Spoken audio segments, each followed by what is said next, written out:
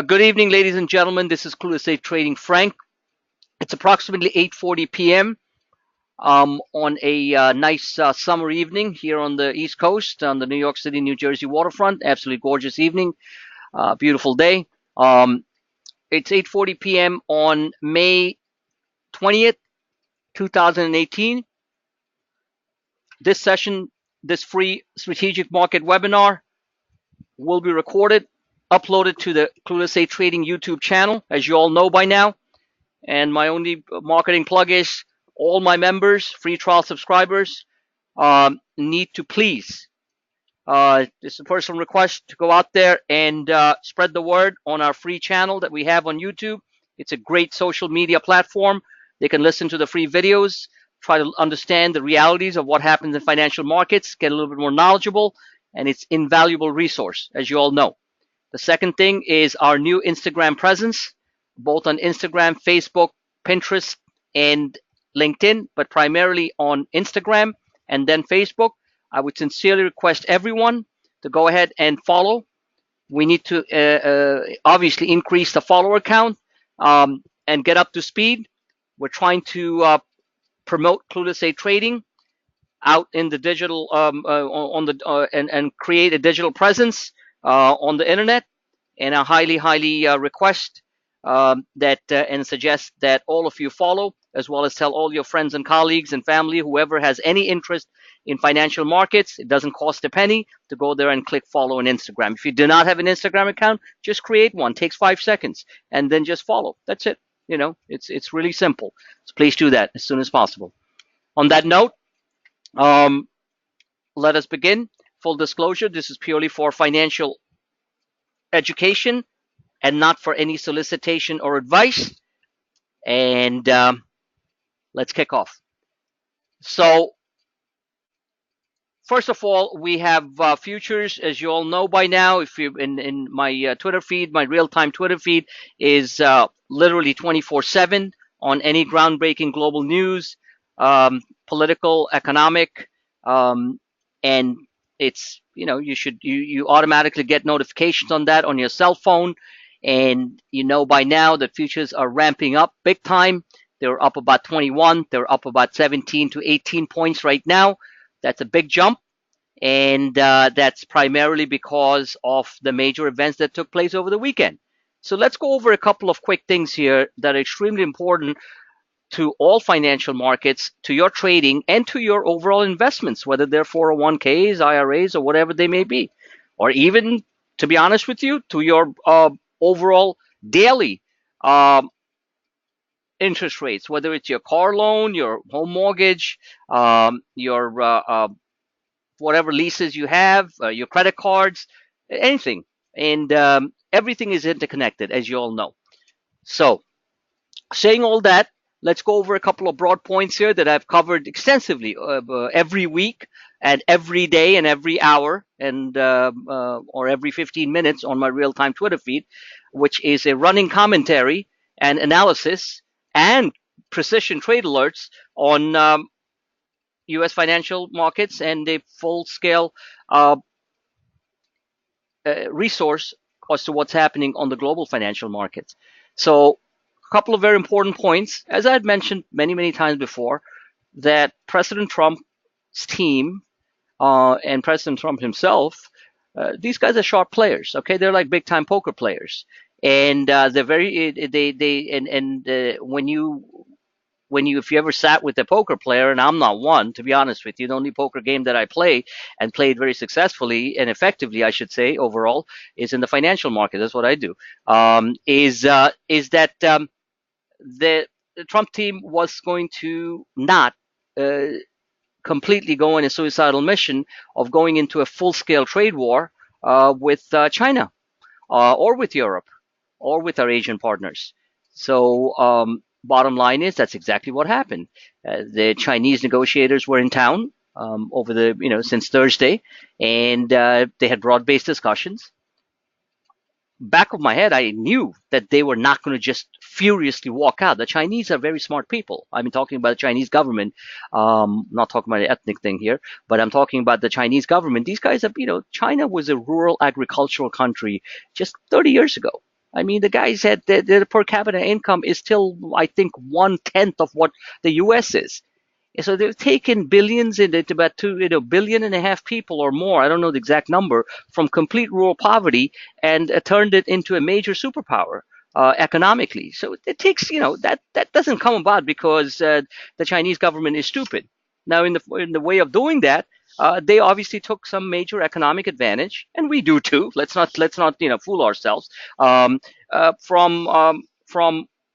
taking advantage of some of the very loose restrictions that we have on the import policies and everything that global trade here in the U.S. So some of it has to be rectified, but that doesn't mean you go into a full-scale global war, trade war with a nation like China, which is 1/4 of the world's population. U.S. companies have derived billions and overall trillions of dollars over decades, and especially recently over the past 10, 20 years, in benefiting from low wage labor in China, and that's just the way it is. Okay, if you study economics, jobs flow where your labor costs are lower. That doesn't mean that you empty out, certain sectors of the U.S. economy and just throw out the jobs overseas, but business itself. That's the way it is. Let's not forget that 100 years ago, the U.S. was an agricultural country. And then we moved on. That there was agriculture. Then there was industrial revolution, and then farmers were displaced. There was a huge calamity on that sector. We moved from agricultural based agri nation into industrials and then into technology. So every time these huge displacements take place, you have you have a lot of pain and hurt in certain aspects, and things have to adapt. That's life, and only the strong survive. So you have to adapt, you have to be educated, you have to adapt the modern technologies, and you have to move on. And the paradigm shift is painful. There's nothing around it. It's like a really fat guy going to the gym. You think he's just going to lose like 30 pounds of weight or 40 pounds of weight and come back looking like Tom Cruise or, or whatever, Arnold Schwarzenegger, just because it's going to be painful. So change is painful, but it has to be done in a proper way, and it has to be done in a systematic way. So coming down to it, without going on and on, the the Trump team is brilliant. So the Chinese team walked out. There was a great communique, joint statement. I knew it was coming. I told you guys that. There was a joint statement coming. Came on Saturday, Sunday. I put it out there. And they said they've agreed on the framework. They're opening up markets and they're doing what they need to do. And then came the blockbuster headline that Mnuchin, Treasury Secretary Mnuchin, who is a brilliant gentleman out of New York, obviously. Just kidding. So he is. And he says that the tariffs have been put on hold. What more do you need to know? The whole market has been held hostage that if we go into a unilateral tariff situation where we start slapping tariffs on $200 billion worth of goods and China reciprocates and reacts, it's a calamity. The markets would be down 2 to 3. The Dow Jones would be down 2 to 3,000 points in a flash. No question about it. I don't care. I'm just telling you the economic aspect of it. That's just the way it is. I knew it wasn't going to happen. President Trump is a global player. He's done business in every corner of the world. Okay? And he's got enough business interests with the Chinese too on his personal business. So bottom line is it's positive news. The North Korea thing is going to go back and forth. The fat man in North Korea is going to get mad about certain things. He's going to say he doesn't like this. He doesn't like the cologne that Donald is wearing. He's going to go back and forth. Okay, and there's nothing to it. But he's not preparing missiles to launch over Japan or going around shooting South Korean soldiers. All right. So and he knows very well that for his economic survival, he is going to have to enter the modern world. And boy, when they enter the modern world, believe me, U.S. business is going to be the biggest beneficiary of North Korea's opening and moderation. Will they completely give up all their nuclear arms? Absolutely not. Would you, if you developed a nuclear arsenal? It's a major asset. Will they slow it down or cut it back? Absolutely. All right, a nuclear power is a major asset to any nation, and they don't give it that easy. Okay, it's just the way it is. So let's face reality. So saying all that, the major risks in the market are still there. Nothing is finalized. And I've always said that in life and in trading, don't look for nirvana. Don't look for some utopian world where everything is just 1 plus 1 equals 2. Just like in trading, 1 plus 1 doesn't equal 2. You have to maneuver. You have to be extremely tactical. You have to be courageous. You have to take the trades, long or short, primarily long in these type of markets, and you win. So if you're waiting for some perfect world order where the Chinese are going to say, sure, no problem, we're going to just open our markets up big time, and you guys can just come and do whatever you want, it ain't going to happen.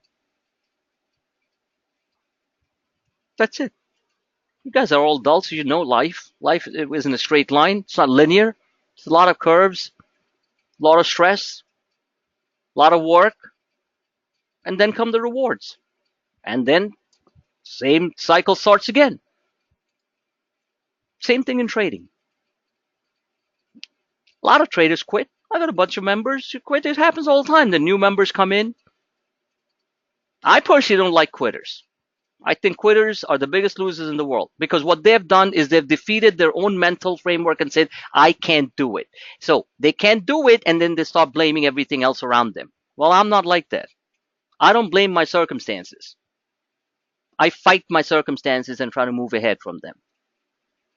So instead of playing the blame game, oh, the market sucks, and the clueless say trading, he doesn't know what the heck he's doing, shows these charts and it doesn't work. Yeah, it doesn't work. Maybe in 15 minutes, it works big time, 90% of the time, 80% of the time, and that's good enough. Anyone who any chart, any trade alert that works more than 60% of the time, you're coming out wealthier.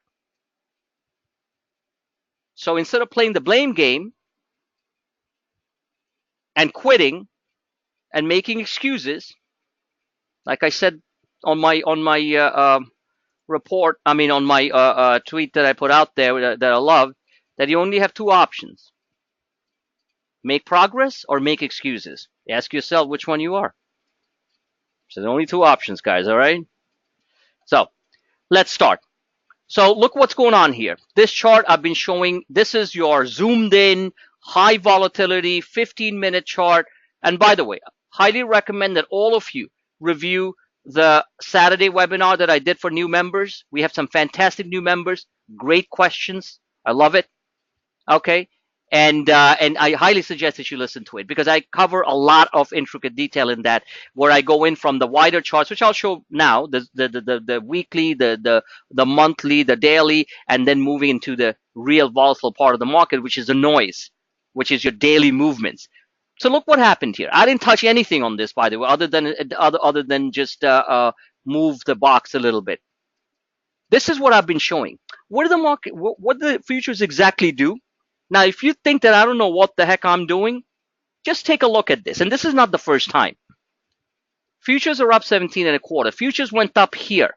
It spiked up to, maybe you guys can see it. Now, this I've been showing repeatedly. I called it the tarantula pattern. If you want to Google it up, you won't find anything on it because I just made it up. Because it looks like a spider, like a tarantula, right? Look. That's what it looks like. That's what a tarantula looks like. Lots of legs. Well, I called it bullish because that's what it came across to me. All right. And but here was on a serious note, here was the trading band. The full pattern completion comes in around 27.41, 27.42 on the E-minis. That's roughly about 27.45 plus on the SPX. I've been saying this over and over and over again. Now, did it feel good that I bought the calls here, then I added some more here, and end of the day, I was still slightly down on them? No. But am I a little baby who just gets a little bit, gets a little thorn on his feet and starts crying and says, no, I'm not going to go to the playground anymore? Well, that's what most retail traders are like. They're like big babies, to be honest with you. So what did I do? I said, great, I'm going to stick to it. I know where the levels are. If things don't work out, I know where the buy points are, all marked, and I'm going to basically attack the market. That's called grit. If you don't have it, don't be a trader.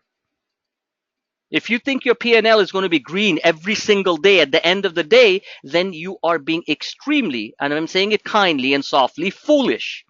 It doesn't work like that. You got to do the trade setups. I said May 25, May 23rd on the SPY and the SPXs, and of course for the weekly options on the stocks, there'll be May 25th. I believe it's Memorial Day. So anyway, that option strike, and that should be your setup. You should be welcoming cheaper prices on selective stocks instead of being a crybaby and selling everything and thinking that nothing good can happen. And this is not the first time. You guys know that. This happens repeatedly. So I know where my buy points are. You guys should know that by now. I don't need to walk you through this. It's clear. Now, this shaded box was drawn because this was where the big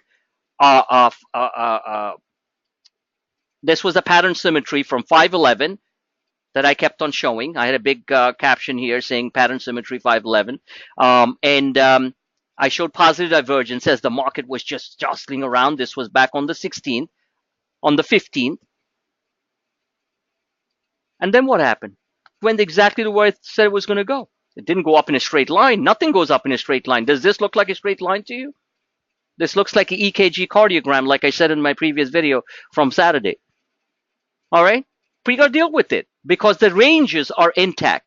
So the ranges were intact. I knew where the where I would be adding more if things started to fall apart, if there was no communique. Let's say there was silence over the weekend from the Chinese delegation and then Treasury Secretary Mnuchin and our Commerce Department. Okay? Believe me, we would be down 15 on the futures right now. That means things were not going well. And they left town anyway. They flew out on Sunday. Today, I believe. So I'm ready. So in the meantime, the communique was positive. It was effective. Let's put it this way. There was it's a working relationship. Great.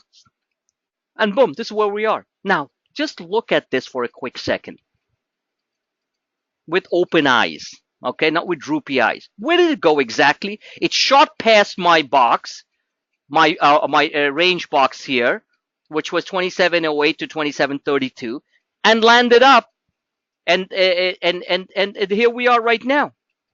Now, how much more precise can these tactical charts be?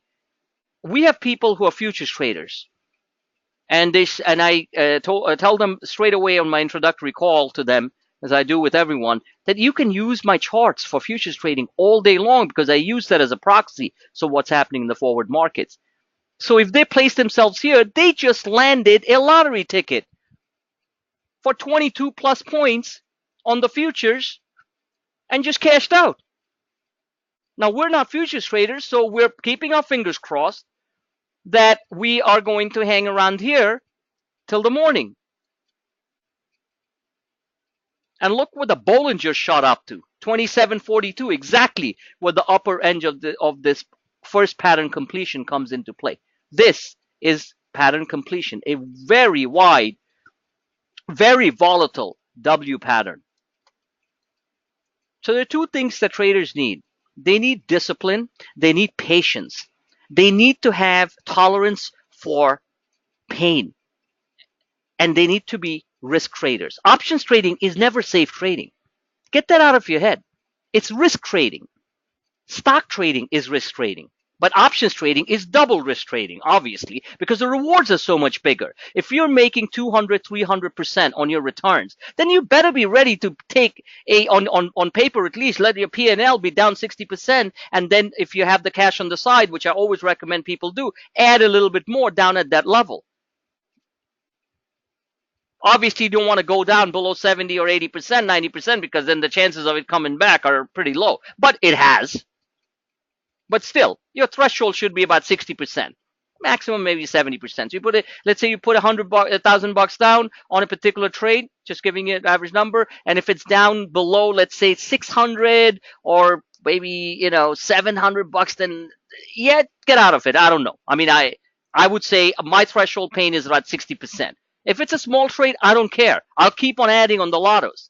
Who cares if you buy a lotto at 50 cents and it's down to 25 cents? I care because I love it. I keep on scooping more. Look at UTX. Look at US Steel. You keep on a Bank of America, and then you sell them 140, 150, 200, 300% higher within a matter of days. That's a lotto thing. But if you have big money involved, and we have very big traders at Clueless Ape Trading too, and we have small traders. That's what we all are. We're a mixed bunch. So you can't be freaking out. Because if you freaked out and you sold here, which I'm sure some of you did, I hope not. Because I try real hard to keep people in balance, but I ain't your grandma, and I don't know if your grandma did a good job on you, on building courage in you guys. I'm sure they did. Okay? Is the fact that you just lost a crap load of money. The futures remain up 17 or so. It'll be up. It'll be up. I don't know if it'll be up 17. If the shorts panic pre-market, then we'll be up more than 20. I mean, more than 20, probably 20, 25 handles on the E-minis. If something really crappy comes out of China overnight, that's the risk is always there. Then we might have it, and we might only be up maybe 7 or 8. You're still going to be up. But this is what I'm focusing on are the technical charts here. Look how precise this is. So the futures traders and the shorts who covered here right now, or the ones who are tactical traders who bought here on the future side, they just sold out from 2,712 or so to 2,736. They just took home 24 points. Big time. Okay, so there was some bunch of sellers here, obviously, right now. So I'm going to zoom in. And remember, this is the framework we're following right now. I keep on showing this. This is going back to the 10th of May, and this is where we are right now. Big arrows where the big support levels are. And I've walked. And please listen to the previous video I did on Saturday with my new members, and it's extremely explanatory and everything. So this looks pretty damn good. Looks very good. And the pattern completion is at 2741. Maybe that's Monday's highs. I have nothing more to say. This is the zoomed in traders version. Okay, this is the active traders, the semi-active trader, the positive divergence is going on, which, by the way, are getting played out as we speak. Same thing, a positive divergences on this heavily volatile move back and forth, back on the 15th. Positive divergence is showing up on the stochastics that I kept on showing, and this is what played out, this big move. Positive divergences play out within a matter of a day or so. That's just the way it works. Now let's take a look at the bigger picture. This is where we are. This is what I kept on showing, the bull flag consolidation. Does this look like a market that's about to completely crash and burn? Not to me. Not technically. Upper end of this channel is 2780. Wow, that's a lot. You keep on doing traders who keep on doing stupid emotional things will never see the light of day. They will never make the real money. They won't make money, period. Traders who are somewhat patient, manage their trades, and managing trades comes from your own grind. Losing, winning, you learn to know how to manage your trades. I can tell you, I can teach you the tools like I do all the time. I can never teach you. It's like teaching somebody how to drive a car. But then once you're behind the steering wheel on your own and no instructor next to you, you got to know how to the balance between hitting, pushing the pedal too hard, hitting the brake at the right time, and on a manual, obviously changing the gears. Everything's automatic now, so it makes your life easier. So you're like literally on an automatic car here at Clueless Ape Trading, where you're not, nobody's asking you to change the gears and on a manual car, which I love driving manuals, especially in sports cars. So the bottom line is, and coordinating all your You know, your accelerator, your brakes, your eyes, and everything. No, it's an automatic. All you got to do is to know how to hit the brake and the pedal within reason, and keep your eyes wide open. And that means track the charts. Traders trading without charts are traders trading blind, and they always fall off the cliff because the prices don't tell you much, because their machines are moving them around like crazy. I don't need to tell you that. I hate volatility. I think it's absolutely nuts, but we got to live with it. So this is your major downtrend line. You see that, and I don't want to explain like kindergarten stuff here. Okay, you know how to read by now what's going on. So this is looking pretty good. This is the upper end of the channel. I'm looking for this big, ugly sell-off that happened on the 22nd or so of March to be a major resistance point. So that's about 27.57 or so. Right there. Learn how to read these simple charts. That's it. Let's move on to the next one. This is your actual S&P. That was the E-minis. That's the actual live chart of what's happening right now on the daily. Bullish engulfing, fat one. This was the doji that I said was a consolidation channel on Friday repeatedly. And this is your fat candle that we are seeing right now on futures up 17.5. That's a bullish engulfing green candle. Perfect. If that gets snuffed out, the market's going to come down. I don't know if it's going to get snuffed out. Highly probable it's not, unless something happens, I repeat, overnight. And specifically, if China, the guys go back to China, turn around and put out a wild tweet. Well, they don't tweet; they put out a communique that, yeah, Mr. Trump team was excellent. President Trump is a great gentleman, but we're not going to do anything anymore with you guys. Well, obviously, we're going to be down 30 handles on the S&P 500. But do I think that's going to happen? I don't think so. But I'm just giving you an extreme example of a black swan event, which is an unquantifiable event. So, saying all that, this is where we are. That's your downtrend line, and it's going to be a resistance. We need to break out of that. But the pattern completion happens here, right there at around 27.56. And I said this a while ago. One way or the other, the market will go there. And that's what it's trying to do now. That's your actual S&P 500. I said it, it's testing there. This was still a consolidation channel. And bottom line is, if you want to look at it real simple, this is a very large W. Pattern completion completes at 2,800. If things follow the path that we are, there's back and forth. There is no major, what should I say? If the trade warfare doesn't flare up again and stuff, we're going to go to 2,800. This is a big fat resistance. That's where the sell-off started. And sell-off started here, but this is where it really speeded up. The big flash crash. We made money here in the middle. We made money here. So that's a full pattern completion. Forget that for now. Let's look to see what's going on now. So what's going on now, and these things are extremely important because that keeps your head in balance, and you don't just go nuts every time the market is up and down 30 points, and they're moving stocks around with it. Because that monkey on a hot tin roof, eventually the monkey dies, because the hot tin roof, he jumps around so much, he just falls hard, and monkeys don't normally fall and die, but you keep on doing that too often, you don't know which roof you're going to jump on, because every roof is hot, and that's called volatility. You try to short the market, it kills you. You try to go long the market, especially on choppy, volatile days, you don't go anywhere. But you got to stick to the setups. So this setup, I kept on saying, technically speaking, holding that gap looks like a bull flag. Consolidation flag, which looks like this. You guys know that? So now, this is not real time. So now, that bull flag, okay, is going to hit this 27.51 level. And that's a lot of money.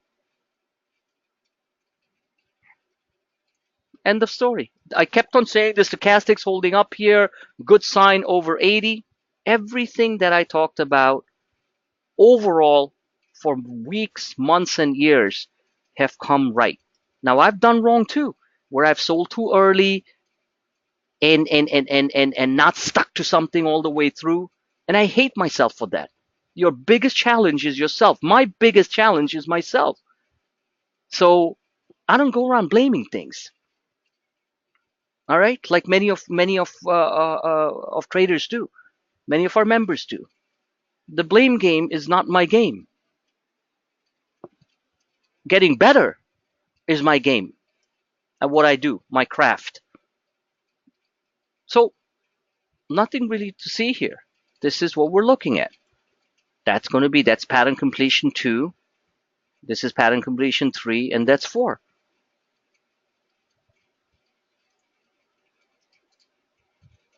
Let's take a look at the weekly chart, which and these are the most powerful, simple charts that I have walked people through over and over again. This is your weekly on the actual S&P 500. This is how it closed at, going all the way back to major support back at believe it or not, when the S&P was 1800, and that was in 2014, when all of us were 4 years younger. Okay, that's when I started my service. My service started here, right there, on this day, right there.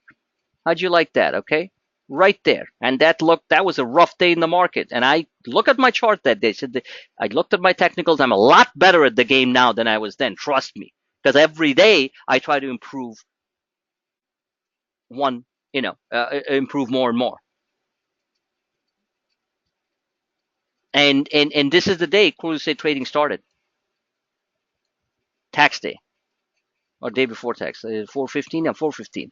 And this red candle, everyone's freaking out. The market, since that day, and it came and retested it in 2016, 2 years later, around the same time.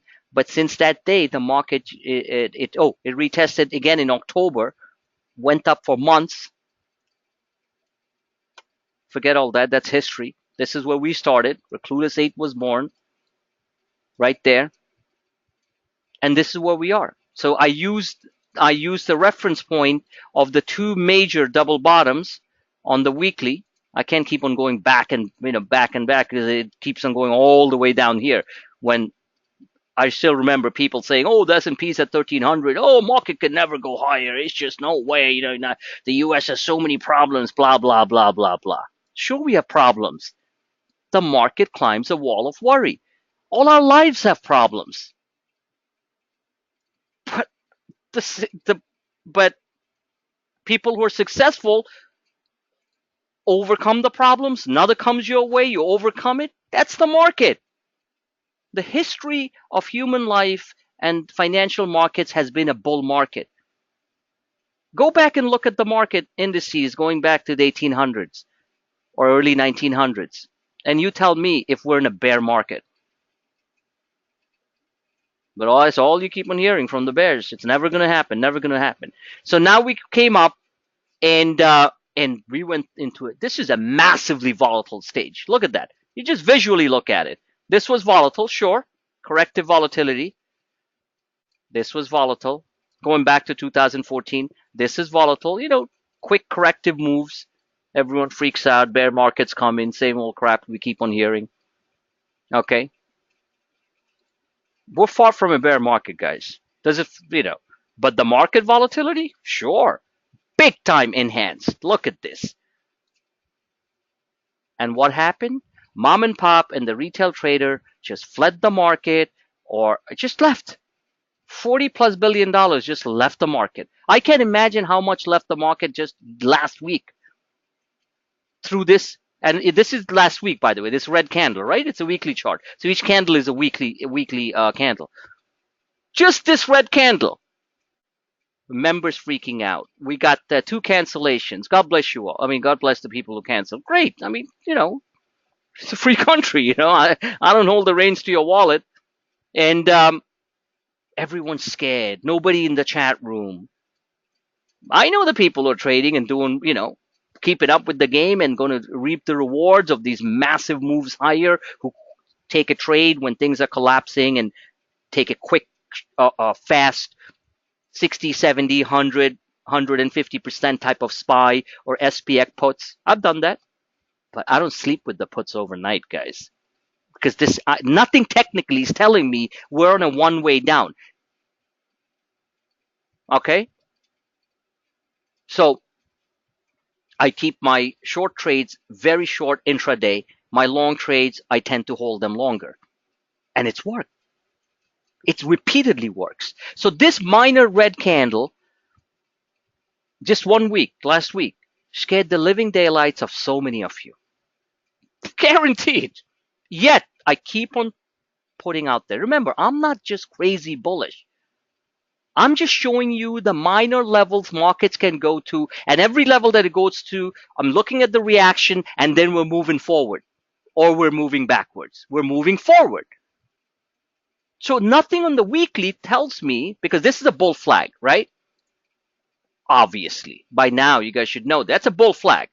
That's a big fat green candle and a minor red candle here. That's a bull flag.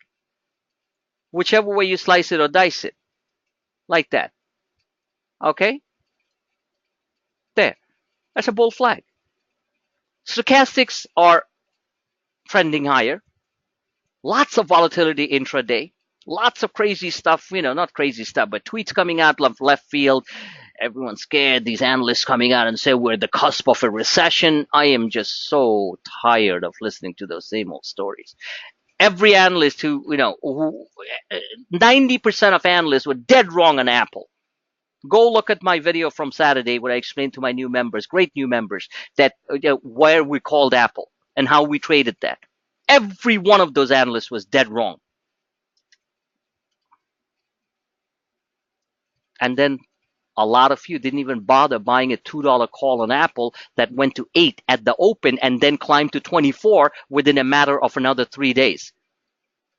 That's more than 1,000%. But you were so scared you couldn't even buy one call, right? I have nothing to say. That's $200 it would have cost you. And you'd have taken home $800 the next morning on the Apple move overnight. And then if you held it and swung the trade, you would have taken $2,000+. That's on a $200 trade. And if you did $2,000, it would be $24,000. God bless you all. All right, come on. So there you have only two options. You make progress or you make excuses. Choose one. So the weekly one still looking good. So we should be opening at 27.44.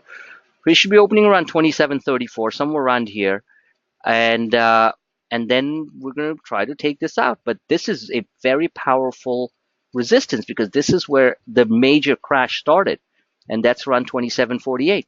Keep on saying we're going to get close to it. If we can break out of that, the market's going to go to 2,800 so fast, and I'm going to look at so many things like I always do. And this is a broader view, right? The zoomed out view. It doesn't tell you all the massive volatility that's occurring every hour, every day within this 1 week frame. We know that, right? So I'm going to try to piece together, read the tea leaves, I'm going to guide people through as much as we can. We have a lot of earnings coming out. I don't have time right now because I want to keep this within reason. We are, how many minutes are we in? Because my social media director has basically instructed me I got to keep it short, sweet, straight to the point, which I always do, but I kind of move on because there's so much information. I mean, I keep on going on because there's so much information that I need to, that I feel like sharing and telling my members, but I can't keep on doing that. So we have a lot of earnings coming out. AutoZone, look for charts tomorrow. Advance Auto, that's Tuesday morning. NAFTA is still lingering. The headline from Mnuchin was that there's no deadline on NAFTA. They just want to do it right.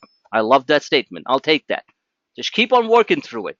Auto parts are a major beneficiary of NAFTA. You know that. A lot of parts are made in Mexico and Canada. We have a lot of good earnings coming out, guys. Intuit is coming out. And I'm going to be putting out there, and you guys do what you need to do. So based on that, at this point, I have nothing more to say.